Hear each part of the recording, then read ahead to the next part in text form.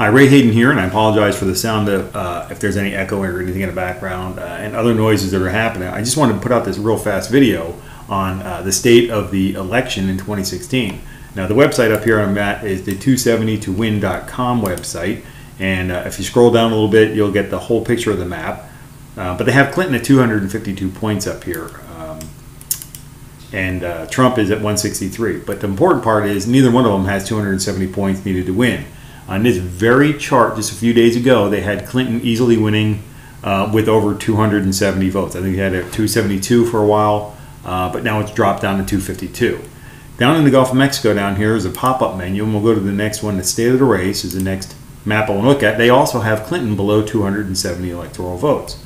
And they go to another one down here. This is the polling map, which has Clinton at 259, and of course Trump is nowhere near the 270 here. The pro-consensus map will have a prediction of Clinton winning with 272, but it had been higher. So Clinton on this very chart here in this poll has been trending downward over the last week. And the Sabato crystal ball is a real big drop. She dropped over 30 points on this poll alone in the last week. Pardon me. Now what I'm going to do is go back to the 2016 competitive map, and I want to explain something to you.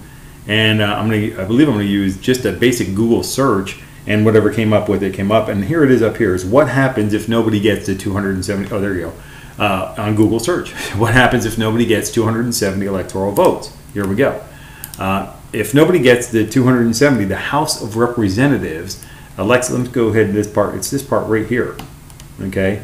The House of Representatives elects the president from the 3 presidential candidates who received the most electoral votes. And the rest of it you can research online. But the fact of the matter is, everybody's talking Clinton and Trump and Clinton and Trump and Clinton and Trump.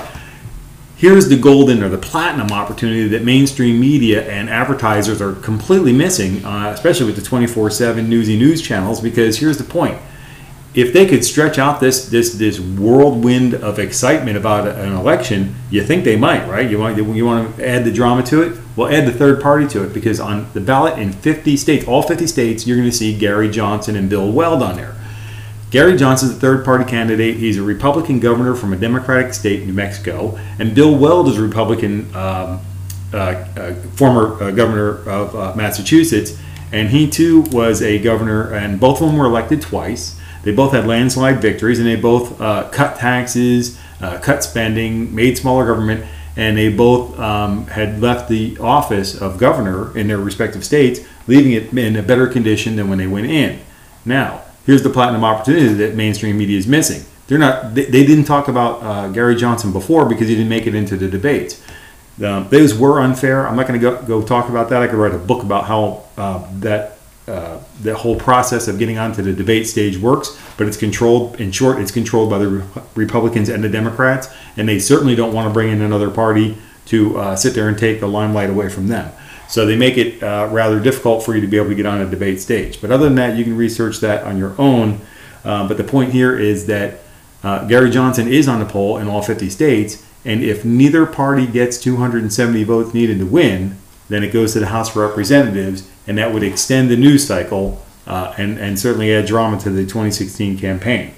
Now, it's very divisive. The people supporting Trump and the people supporting Clinton are kind of like polar opposites. But there's one unifying effect of both of these parties' choices, these nominees. Number one, it blows my mind that they would nominate either one of these people. And but beyond that, it's if there's a unifying point between the entire 2016 election, is that pretty much everybody can agree that none of us can believe that these are the two people, these are the best of the best that they came up with for each of the parties. So with that, let's see what happens with the election night results. And I'm kind of hoping that it remains just as it is right here, that neither one of these two parties can get 270 votes, and that it forces the presidential election to go to the House of Representatives. With that, take care and be well.